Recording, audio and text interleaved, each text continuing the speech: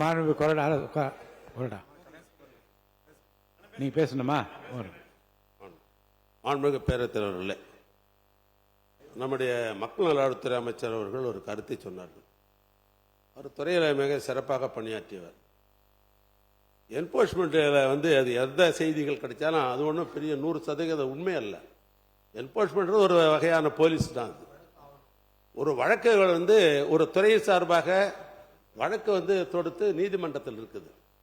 நீதிமன்றத்தில் இருக்கிற வழக்கை பொறுத்தளவுக்கு அது எந்த சைடாக இருந்தாலும் அது பொருள் குறித்து சட்டமன்றத்தில் விவாதிக்கக்கூடாது என்பதே ஏற்கனவே விதி. அது உங்களுக்கே தெரியும்.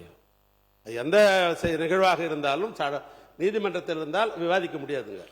ஒரு நிமிஷம் ஒரு விளக்கம் மட்டும் சொல்றேன். இந்த பொருள் தொடர்பாக வழக்காடு மன்றத்தில் வழக்கு நிலுவையில் உள்ளதுன்னு அதோடு நிறுத்திக்கலாம். வழக்குகளுக்குள்ளே போய் அதை பற்றி விவாதிப்பதும் அதை பற்றி கருத்து சொல்வதும் தான் தவறே தவிர இந்த தேதியில் இந்த பொருள் பற்றி ஒரு வழக்கு தொடரப்பட்டிருக்கு சொல்ல தவறில்லை. அவர் என்ன சொல்றாரு, என்ஃபோர்ஸ்மெண்ட் டைரக்டரேட் ஒரு இன்ஃபர்மேஷன் கொடுத்துருக்காங்கன்னு சொல்றாரு. இன்ஃபர்மேஷன் கொடுத்துருக்காங்களா இல்லையான்றது ஒரு ஃபேக்ட். அது எல்லாருக்கும் தெரிஞ்சது.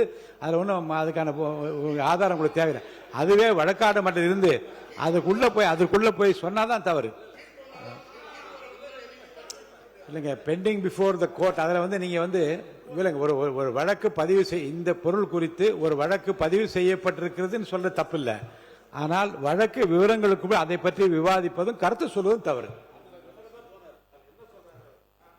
என்போர்ஸ்மெண்ட் சார்பாக ஒரு வழக்கு இருக்கிறது என்று அவர் சொல்லியிருந்தா அதை பற்றி நான் முறையிட மாட்டேன். அதுல ஆதாரம் இருக்கிறது, என்போர்ஸ்மெண்ட்ல ஆதாரம் இருக்கிறது என்ற ஒரு வார்த்தையை பயன்படுத்தல் தான் நாங்கள் வரேன். அதனால பொதுவாகவே வழக்கு மன்றத்தில் இருப்பது நாம் எப்பொழுதும் இங்கே விவாதிப்பதில்லை. ஒன்று.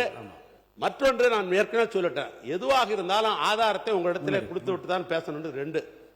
நம்முடைய பொதுப்பணித்துறை அமைச்சர் அவர்கள் சம்பந்தம் இல்லாமல் இது இல்லாமல் தேர்தல் நேரங்களிலே தொழில் ஆரம்பிக்கிற தொழிலதிபர்கள் அரசியல் கட்சிக்கு இன்றைக்கு ஒன்றிய அரசாங்கம் ஆண்டு கொண்டிருக்கிற அந்த இயக்கமாக இருக்கட்டும் அல்லது அதிமுக இருக்கட்டும், அரசியல் இயக்கங்கள் எந்த அரசியல் இயக்கங்களாக இருந்தாலும் தொழிலதிபர்கள் அதிகாரப்பூர்வமாக வங்கியின் மூலமாக நன்கொடையாக தருகிறார்கள். அது எதற்காக நன்கொடை கொடுக்கப்படுகிறது வாங்குவவர்களுக்கும் கொடுத்தவங்களுக்கு தான் தெரியும். சுப்ரீம் கோர்ட்ல மிகப்பெரிய வழக்கு அதை பற்றி விவரங்கள் எல்லாம் ஊடகங்கள்ல தெரியல தெரியும். அதனால வழக்கு அதாவது கணக்கில் கொடுக்கிற பணம் ஒரு தொழிலதிபர்கள் கொடுக்கிறது. அந்த அடிப்படையில் தான் என்னுடைய அருமை நண்பர், இன்னும் சொல்ல போனா நீண்ட நாடு என்னுடைய நண்பர் மார்டின் அவர்கள் அவர் கொடுத்திருக்கிறார் சொன்னாக்கா, ஏன் அவர் கொடுத்தார் தொழிலதிபர் என்று கேட்பதுதான் சரியா இருக்க முடியும். அது இங்க பகிர்ந்து கொள்வது என்பது அது சரியா இருக்காது. அது நீங்க தவிர்த்தணும், அது எடுத்தணும்னு நான் கேட்டுக்கிறேன். ஒண்ணு. இன்னொன்று, எங்கள் கட்சியை சேர்ந்த பொருளாளர் அவர்கள் சாராய தொழிற்சாலை நடத்துகிறார் என்று ஒரு கேள்வி கேட்கிறாங்க. அது நாம நேரடியாக போய் பொருளாதாரம் பண்ணிட முடியாது. எந்த ஆட்சியாக இருந்தாலும் சரி, ஒரு தொழிற்சாலை ஆரம்பிக்க வேண்டும் என்று சொன்னால் அதுக்கு எல்லா தகுதிகள், குவாலிபிகேஷன், அப்ளிகேஷன் போடுறதுக்கெல்லாம் தகுதி இருந்தால் தான் அரசு தான் லைசன்ஸ் தருது. அதனால அது முறையாக அவங்க ஏற்க போட்டிருப்பாங்க. தொழில் என்ற அடிப்படையில் ஆரம்பிப்பாங்களே ஒழிய அது திமுக பொருள் ஆரம்பிக்கலாமா அப்படிலாம் பேசுவதற்கு வாய்ப்பு இல்லை. அது தவறு. பிளே ஸ்டோர் மற்றும் ஆப் ஸ்டோரில் இருந்து பாலிமர் செயலியை QR கோடு மூலம் பதிவிறக்கம் செய்யுங்கள். செய்திகளை உடனுக்குடன் பெறுங்கள்.